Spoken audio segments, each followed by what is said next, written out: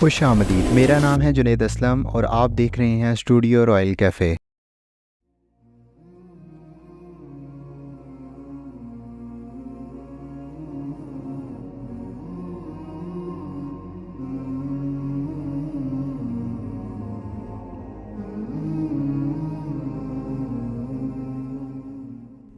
Najashi बादशाह ने Abraha की बेपनाह खिदमात, जंगों में कामयाबी और वफ़ादारी के इनाम के तौर पर इसे यमन का बादशाह मुकर्रर कर दिया। जब अबरहा ने यमन की सल्तनत को संभाला तो इसे पता चला कि मुसलमान खाना काबा को अल्लाह का घर तस्वर करते हैं और वो इसका बेपनाह एहतराम करते हैं और दूर दराज से लोग इसका हज करने आते हैं। चुनाचा अबरहा ने यमन के दारुल सल्तनत सना में एक बहुत ही शानदार और आली शान गिरजा घर बनाया और ये कोशिश करने लगा कि अरब के लोग बजाय खाना काबा के यमन आकर इस गिरजा घर का हज किया करें। जब मक्का वालों को यह मालूम हुआ तो कबीला कनाना का एक शख्स गैज़ो गज़ब में जल बुनकर यमन आ गया और वहाँ जाकर गिरजा घर को नजासत से लथपथ कर दिया। जब अबरहा ने यह वाक़या सुना तो वो तैश में आया और आपे से बाहर हो गया और खाना काबा को ढाने के लिए हाथियों की फ़ौज लेकर मक्का पर हमला कर दिया। इसकी फ़ौज के अगले दस्ते ने मक्का वालों के तमाम ऊँटों और दूसरे मवेशियों को छीन लिया। इसमें 200 या 400 ऊँट हज़रत अब्दुल मुत्तलिब के भी थे। हज़रत अब्दुल मुत्तलिब को इस वाक़ये से बड़ा रंज पहुँचा। चुनाचा आप इस मामले में गुफ्तगू करने के लिए इसके लश्कर में तशरीफ़ ले गए। जब अबरहा को मालूम हुआ कि कुरैश का सरदार इससे मुलाकात करने के लिए आया है तो इसने आपको अपने खैमे में बुला लिया और हज़रत अब्दुल मुत्तलिब को देखा तो सूरत देखते ही अबरहा मरऊब हो गया और बेख्तियार दरियाफ़्त किया कि कहिए सरदार कुरैश, यहाँ आपकी तशरीफ़ आवरी का मकसद क्या है। हज़रत अब्दुल मुत्तलिब ने जवाब दिया कि हमारे ऊँट और बकरियाँ वगैरह जो आपके लश्कर के सिपाही हाँक लाए हैं, आप इन सब मवेशियों को हमारे सुपुर्द कर दीजिए। ये सुनकर अबरहा ने कहा कि ए सरदार कुरैश, मैं तो आपके काबा को तोड़ फोड़ कर बर्बाद करने के लिए आया हूँ, आपने इसके बारे में कोई गुफ्तगू भी नहीं की। हज़रत अब्दुल मुत्तलिब ने कहा कि मुझे तो अपने ऊँटों से मतलब है, काबा मेरा घर नहीं है बल्कि वो अल्लाह का घर है, वो ख़ुद अपने घर को बचा लेगा, मुझे काबा की ज़रा भी फ़िक्र नहीं है।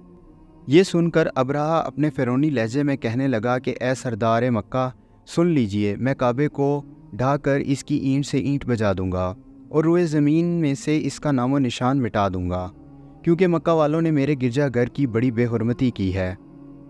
इसलिए मैं इसका इंतकाम लेने के लिए काबा को मस्मार कर देना ज़रूरी समझता हूँ। हज़रत अब्दुल मुत्तलिब ने फरमाया कि फिर आप जाने और खुदा जाने, मैं आपसे सिफारिश करने वाला कौन हूँ। इस गुफ्तगू के बाद अबरहा ने तमाम जानवरों को वापस कर देने का हुक्म दे दिया।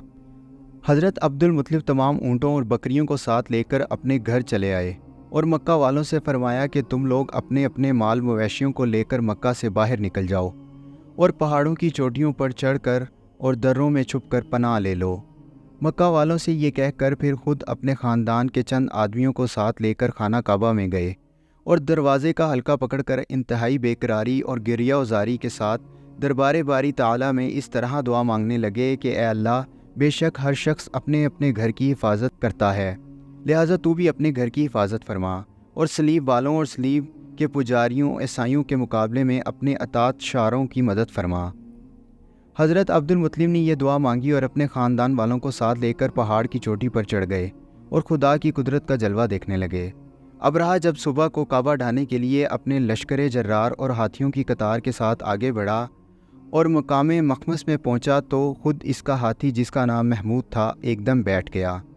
हर चंद मारा और बार बार ललकारा मगर हाथी न उठा। इस हाल में कहरे इलाही अबाबिलों की शक्ल में नमूदार हुए और नन्हे नन्हे परिंदे झुंडों के झुंड, जिनकी चोंच और पंजों में 3-3 कंकरियाँ थीं, समंदर की जानिब से हरमे काबा की तरफ आने लगे। अबाबिलों के इन लश्करों ने अबरहा की फ़ौजों पर इस ज़ोर और शोर से संगबारी शुरू कर दी कि आन की आन में अबरहा के लश्कर और इसके हाथियों के परखच्चे उड़ गए। अबाबिलों की संगबारी खुदावन कहार और जब्बार के कहरो गज़ब की ऐसी मार थी कि जब कोई कंकरी किसी हाथी सवार के सर पर पड़ती तो वो इस आदमी के बदन को चीरती हुई हाथी के बदन से पार हो जाती। अबरहा की फ़ौज का एक आदमी भी ज़िंदा नहीं बचा और सब के सब अबरहा और इसके हाथियों समेत इस तरह हलाको बर्बाद हो गए कि इनके जिस्मों की बोटियाँ टुकड़े टुकड़े होकर ज़मीन पर बिखर गईं। चुनांचे कुरान मजीद की सूरह फ़ील में अल्लाह ताला ने इस वाक़ये का ज़िक्र करते हुए इरशाद फरमाया कि ए महबूब, کہ آپ نے نہ دیکھا کہ آپ کے رب نے ان ہاتھی والوں کا کیا حال کر ڈالا؟ کیا ان کے داؤں کو تباہی میں نہ ڈالا اور ان پر پرندوں کی ٹکڑیاں بھیجیں تاکہ وہ انہیں کنکر کے پتھروں سے ماریں تو انہیں چبائے ہوئے بنس جیسا بنا ڈالا۔ جب ابرہہ اور اس کے لشکروں کا یہ انجام ہوا تو عبد المطلب پہاڑ سے نیچے اتر آئے اور خدا کا شکر ادا کیا۔ ان کی اس کرامت کا دور دور تک چرچا ہو گیا اور تمام اہل عرب ان کو ایک خدا رسیدہ بزرگ کی حیثیت سے قابل احترام سمجھنے لگے۔ اسی واقعے کی مناسبت سے اس سال کو عام الفیل بھی کہا جانے لگا۔ اس واقعے کے 55 دن بعد رسول اللہ صلی اللہ علیہ وآلہ وسلم کی پیدائش ہوئی۔ ہجری کیلنڈر کا آغاز حضرت عمر کے دور سے ہوا۔ اس سے پہلے لوگ سالوں کو ان میں ہونے والے کسی خاص واقعے کی مناسبت سے نام دے دیا کرتے تھے۔ اسی وجہ سے اس سال کو عرب کے لوگ عام الفیل یعنی ہاتھیوں والا سال کے نام سے یاد کرتے تھے۔ اسی سال میں کئی ایسے اور واقعات بھی رونما ہو چکے تھے۔